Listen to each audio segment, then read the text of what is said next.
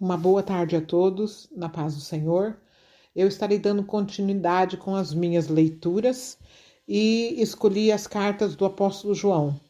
Estas cartas foram escritas entre os anos 70 a 100 depois de Cristo e eu hoje estarei dando início lendo o capítulo 1 inteiro, porque só tem apenas 10 versículos. Temos 2 novos subtítulos, o primeiro é a Palavra da Vida e o segundo é Deus é Luz. Primeiro em inglês, depois em português. First letter of John, chapter 1, verses 1 to 10. We write to you now about what has always existed, which we have heard, we have seen with our own eyes, we have looked at, and we have touched with our own hands. We write to you about the word that gives life. He who gives life was shown to us. We saw him and can give proof about it. And now we announce to you that he has life that continues forever. He was with God the Father and was shown to us. We announce to you what we have seen and heard, because we want you also to have fellowship with us.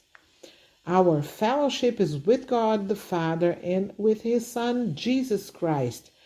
We write this to you so you can be full of joy with us.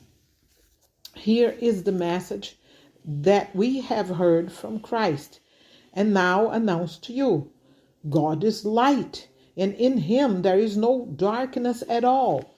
So if we say we have fellowship with him, but we continue living in darkness, we are liars and do not follow the truth. But if we live in the light, as God is in the light, we can share fellowship with each other. Then the blood of Jesus, God's Son, cleanses us from every sin. If we say we have no sin, we are fooling ourselves. And the truth is not in us. But if we confess our sins, He will forgive our sins, because we can trust God to do what is right. He will cleanse us from all the wrongs we have done.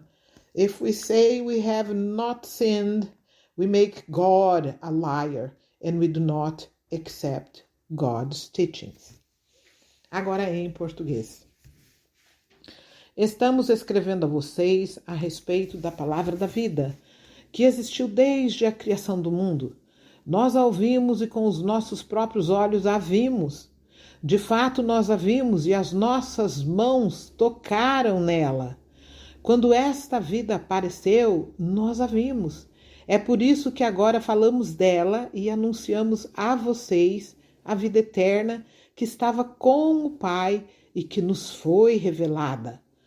Contamos a vocês o que vimos e ouvimos para que vocês estejam unidos conosco, assim como nós estamos unidos com o Pai e com Jesus Cristo, o seu Filho. Escrevemos isso para que a nossa alegria seja completa. Deus é luz. A mensagem que Cristo nos deu e que anunciamos a vocês é esta: Deus é luz e não há nele nenhuma escuridão. Portanto, se dizemos que estamos unidos com Deus e ao mesmo tempo vivemos na escuridão, então estamos mentindo com palavras e ações. Porém, se vivemos na luz, como Deus está na luz, então estamos unidos uns com os outros. E o sangue de Jesus, o seu Filho, nos limpa de todo o pecado. Se dizemos que não temos pecados, estamos nos enganando e não há verdade em nós. Mas se confessarmos os nossos pecados a Deus, Ele cumprirá a sua promessa e fará o que é correto. Ele perdoará os nossos pecados e nos limpará de toda a maldade. Se dizemos que não temos cometido pecados, fazemos de Deus um mentiroso e a sua mensagem não está em nós. Amém. E louvado seja Deus, né? São apenas 10 versículos, daqui é possível nós tirarmos vários cenários, né? Eu gosto muito da maneira que o João fez a sua introdução aqui, né? Falando sobre a palavra da vida, né? Foi esta palavra da vida que nos tirou da escuridão.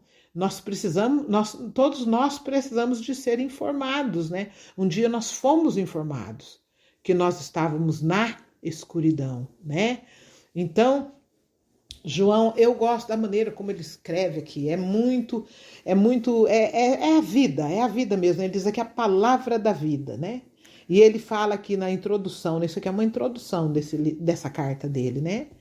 Ele diz que ouviram e que os nossos olhos, com os olhos deles eles viram e tocaram, né? No final do versículo 1, tocaram, né? Eles tocaram em Jesus, né?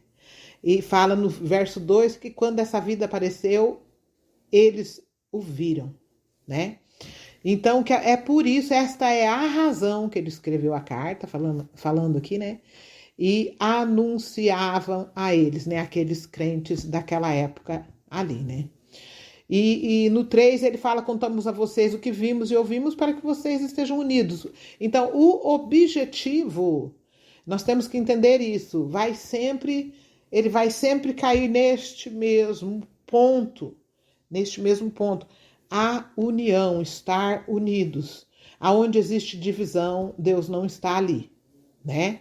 Ele fala aqui, ó, para que vocês estejam unidos conosco, assim como nós estamos unidos com o Pai e com Jesus Cristo, o seu Filho. Quer dizer, é uma união de cada ovelha com o Pai, com o Filho e entre os irmãos. Onde existe divisão, Deus já não está ali, né? E aí no 4 ele termina essa pequena introdução dizendo, escrevemos isso para que a nossa alegria seja completa. Quando isso acontece, nós sentimos alegria, né? É isso aqui que eu entendo daqui. Aí entramos no segundo subtítulo, que Deus é luz. Isso aqui é poderoso. Apenas 5 versículos, do 5 ao 10. Deus é luz. No 5, a mensagem que Cristo nos deu é que anunciamos a vocês e é esta. 2 pontos. Deus é luz e não há nele nenhuma escuridão.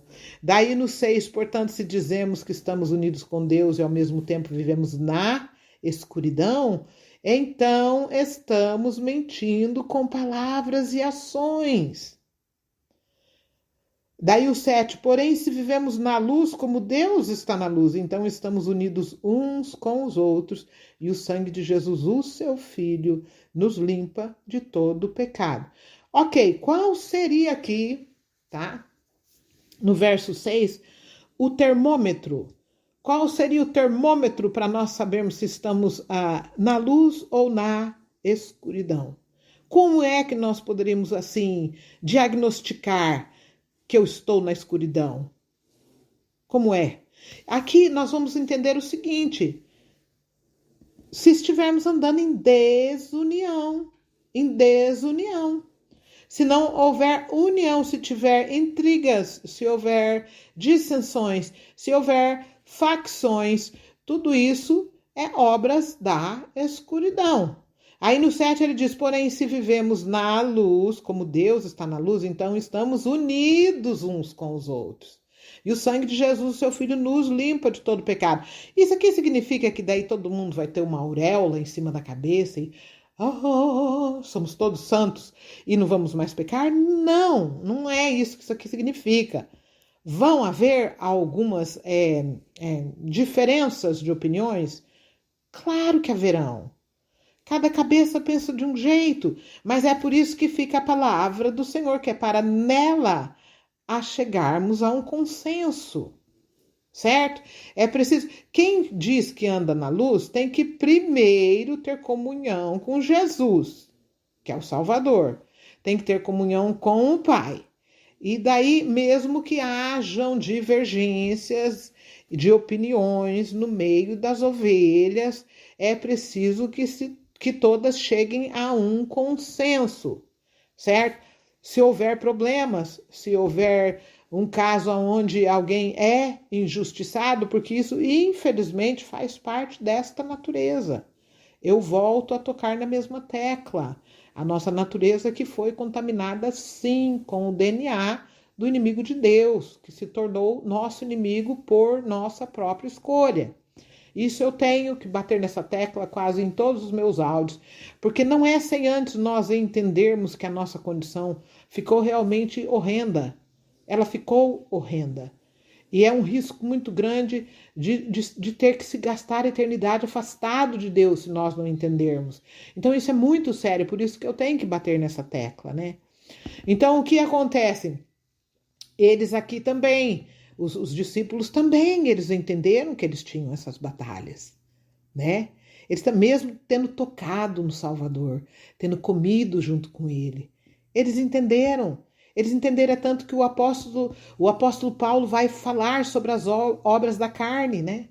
E as obras do Espírito, lá na carta aos Romanos, né? Então a palavra do Senhor, ela é rica, mas só que se nós tivermos preguiça de lê-la, nós incorremos no risco de não andar na luz. Nós andarmos na escuridão. E aqui o final do 6 diz assim, ó. O final do 6 fala assim... Aliás, vou ler o 6 inteiro de novo. Portanto, se dizemos que estamos unidos com Deus e ao mesmo tempo vivemos na escuridão, como? Vivemos na escuridão como? Produzindo as obras da escuridão. Dissensões, argumentos, ódio, ira, o falar mal, o criticar, o apunhalar pelas costas. Tudo isso é escuridão. Aí tem uma vírgula aqui, depois ele continua. Então, nós estamos mentindo com palavras e ações. Quer dizer, tudo que nós estivermos falando, se nós estivermos nesta condição aqui, ó, de escuridão, é tudo mentira.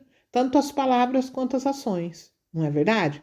Mas aí o 7 vem para nos socorrer, o versículo 7.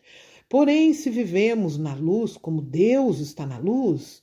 Então estamos unidos uns com os outros e o sangue de Jesus, o seu Filho, nos limpa de todo pecado. O que acontece aqui então? Acontece que houve dissensão? Vai haver, me desculpa, mas vai haver, eu sei, já vivi tempo suficiente nessa terra para saber que sempre haverá. Não adianta, nós temos que ser realistas. Mas se conserta, reconhece que foi grosso, reconhece que foi mal educado, mal educada, reconhece, se humilhe. Olha, a palavra do Senhor nos diz que aquele que se humilha, Deus o exalta, né? Então, é nesta humilhação, é neste conserto que daí vem o sangue de Jesus Cristo, seu Filho, e nos limpa de todo pecado. E aquela comunhão é reinstalada. Não adianta nós esperarmos para ter só comunhão com quem é perfeito. Você não vai ter comunhão com ninguém. Me desculpa, mas eu tenho que ser bem realista, sabe? Eu tenho que ser bem realista. Se nós formos esperar, vamos dizer assim, não tem comunhão com aquela pessoa. Aquela pessoa lá fala muito, ou aquela lá não fala nada, parece um mudo, entendeu? Porque a natureza nossa carnal, corrompida com o DNA do diabo, ela ama criticar. Você não concorda comigo? Se você não concordar, eu não vou deixar de ficar feliz, não. Eu vou continuar feliz.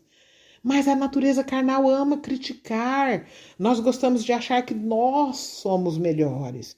Sempre assim, desde a infância. Desde a infância existe aquela disputa, né? As criancinhas estão brincando, os menininhos têm ali os seus carrinhos. Meu carrinho é mais bonito do que o seu. Isso está no nosso DNA. Depois, quando nós crescemos um pouco e arranjamos os nossos empregos, aí vem aquela competição com os coworkers, né? Com os companheiros de trabalho. Eu faço melhor do que aquele. Eu faço com excelência. O serviço dele é porco, é tudo feio. Não é verdade? Vocês não concordam comigo? Tem isso entre nós, né?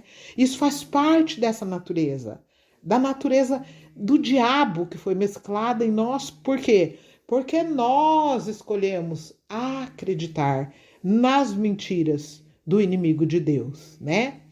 Então aí vem o versículo 8 que diz assim: se nós dizemos que não temos pecados, nós estamos nos enganando e não há verdade em nós. Olha isso daqui. Quantas horas daria para falar aqui? Toda pessoa que acha que não está pecando, ela está se enganando. Eu acho que diariamente nós temos que pedir perdão porque a gente peca. Aí o 9, mas se confessarmos os nossos pecados a Deus, Nós temos que confessar. Ele cumprirá a sua promessa e fará o que é correto. 2 pontos. Ele perdoará os nossos pecados e nos limpará de toda maldade. Como que eu enxergo isso daqui? Eu enxergo isso aqui o seguinte, eu acho que é o final de todos os dias, sabe? Antes de deitar, reclinar a cabeça no travesseiro para dormir, a gente tem que tentar fazer um autoexame conosco, sabe? E até mesmo pedir a ajuda do Espírito Santo para a gente poder se lembrar do que é que nós fizemos, que Deus não se agradou, né? Palavras pesadas ditas para alguém ou uma maneira errada, uma maneira escura de se comportar, certo? E perguntar para Deus, me ajuda, Senhor, a consertar, porque disso Deus vai se agradar. Ele vai se agradar e ele vai fazer isso aqui que está escrito no 9. Ele perdoará os nossos pecados e nos limpará de toda maldade. Porque a grande verdade é que nós iremos errar uns contra os outros. Nós iremos injustiçar uns aos outros. Hoje em dia, no passado, que nós vemos no Velho Testamento, as pessoas se matavam com as espadas lá, destripavam umas às outras. Hoje é diferente. Hoje, nesse tempo moderno de hoje, no século XXI, nós matamos os irmãos e as irmãs com a nossa língua. E não significa que não matou, está matando do mesmo jeito. Então, se não houver em nós um temor grande da parte do Senhor, em obediência à sua palavra, fazermos autoexames diários dos nossos comportamentos e nos retratarmos, o que acontece quando a gente não se retrata? Eu vou falar aqui. Sabe o que acontece? Eu vou falar porque eu não ofereço daquilo que eu não tive que comer. São 46 anos de fé para mim e tudo isso são processos que nós passamos. Onde essa natureza herdada com o DNA de Satanás, ela precisa morrer. Ela vai morrendo um pouquinho aqui, outro pouquinho ali, outro pouquinho lá, mas ela só irá morrer completamente quando nós abandonarmos esse corpo. Ela não morre até lá, entendeu? Você pode estar ali com um pequeno fôlegozinho de vida e essa naturezinha ainda pode estar ali afloradinha, sabe? Infelizmente, esta é a verdade. Então, o que acontece? Se nós infringirmos uma lei do respeito e injustiçarmos alguém com as nossas palavras ou com o nosso comportamento e nós não nos retratarmos, o que acontece? Ali poderá ser gerada uma raiz de amargura. A palavra do Senhor fala sobre isso, eu não me lembro em que texto está, mas depois eu vou procurar e vou achar. Raiz de amargura. E no texto que está escrito diz que envenena. Envenena, é o veneno. É o veneno de quem? É o veneno da serpente. Não tá bem claro isso? Não está bem claro? Nós temos que abandonar aquela ideia de que por causa que nós recebemos a salvação, essa outra natureza não age mais em nós. Isso não é verdade. E você sabe disso. Todos nós que já tivemos alguns anos aí andando neste caminho, nós já conseguimos compreender isso, né? Aí aqui o último versículo diz assim: se dizemos que não temos cometido pecados, fazemos de Deus um mentiroso. Olha isso daqui. Olha isso daqui. Isso daqui, você não acha que isso é sério? Para você isso aqui não é sério? Para mim é seríssimo. Para mim é seríssimo. Depois tem uma vírgula e termina assim: e a sua mensagem não está em nós. Ponto final. Acabaram-se os 10 versículos, acabou o primeiro capítulo. Então, esse final aqui, olha, esse versículo 10. Se nós dizemos que nós não temos cometido pecado, nós fazemos de Deus um mentiroso e a sua mensagem não está em nós. Agora eu te pergunto, se nós como crentes, né, há tantos anos, muitos, há 10, 20, 30, 40 anos, né, estamos fazendo Deus de mentiroso, para onde que nós estamos indo? A sua mensagem não está em nós. O que é que nós estamos fazendo? O que é que nós estamos fazendo? Se nós não nos retratarmos e não fizermos isso aqui que a palavra aconselha nós fazermos, pedimos perdão para poder... sem pedir perdão, não tem recebimento de perdão, não. Fala aqui que tem que pedir, ó. Você tem que confessar primeiro no 9. Ó, se confessarmos os nossos pecados a Deus, Ele cumprirá a sua promessa e fará o que é correto. Ele perdoará os nossos pecados e nos limpará de toda maldade. Isso aqui é um processo contínuo. Contínuo. Não adianta, vamos dizer aí que houve um tempo em que as pessoas falavam assim, nós vamos jejuar e orar no monte. Tudo bem, vai pro monte, fica 15 dias lá se você quiser até, sabe? Daí você vai voltar, vai achar que tá, meu Deus do céu, tá lá em cima das nuvens, já quase lá no céu, né? Vai passar um dia ou dois, quem sabe nem um dia inteiro não vai passar. A outra natureza vai aflorar em você, sim, não adianta. Não adianta. Livres da natureza que foi contaminada com o DNA do diabo, nós só seremos quando nós deixarmos o corpo. Então, isso é uma coisa que nós precisamos pensar atenção nela, prestar atenção.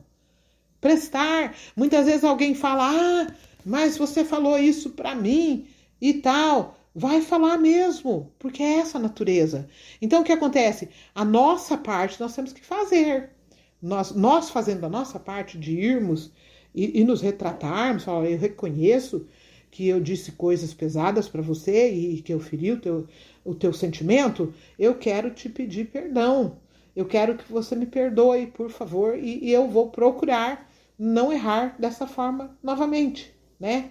Então, o Pai Celestial de lá de cima vai ver essa atitude e vai ajudar, vai perdoar, e Ele envia o seu Espírito que amacia e abranda e subjuga a natureza ruim que nós temos em nós, porque ela está em todos nós, né? E nós não podemos negar isso, porque a partir do momento... Porque isso também é uma estratégia do inimigo de Deus. É falar assim para nós, você já tá bonzinho, a culpa foi dele lá. Você é perfeito, você não faz nada errado. Você não se ira. Será que você não se ira?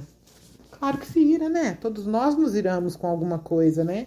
Dependendo da situação a qual nós estamos vivendo. Quer dizer que eu quero te fazer entender o seguinte: isso tudo que eu li hoje, nesses apenas 10 versículos, são processos contínuos. Contínuos. E a maneira mais sábia de lidar com isso é no diário. Sabe por quê? Se você deixar para você lidar depois de uma semana, vai ter coisa que você não vai nem lembrar que você fez de errado, para você pedir perdão por ela. Entende o que eu estou falando?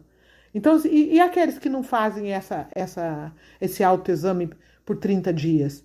Já não vai lembrar mesmo, já vai ter dado patada, já vai ter ferido, já vai ter perdido a comunhão, e não vai nem lembrar o que foi. Aí, de repente, vai olhar para a cara do irmão vai ver ela com a cara comprida para ele ou para ela, e não vai nem lembrar do quê, porque faz tanto tempo que ele deu aquela patada que não vai mais nem se lembrar, né? Então, não vai ter como consertar daí, né? Então, assim que eu agradeço a Deus pela graça e a oportunidade de estar lendo esta santa palavra, né? Porque como João, o apóstolo João, né? O apóstolo que Jesus amava, né? Ele introduziu aqui na sua introdução a palavra da vida. Nós temos que ler ela de dia, de tarde, de noite, dormir pensando nela, acordar pensando nela. Esse é o único jeito que nós vamos ter de sermos vitoriosos contra essa natureza que foi mesclada com o DNA do inimigo de Deus. Então, assim, que o Senhor continue ajudando a cada um de nós, que Deus abençoe a cada um de nós, e eu estarei dando continuidade com estas leituras.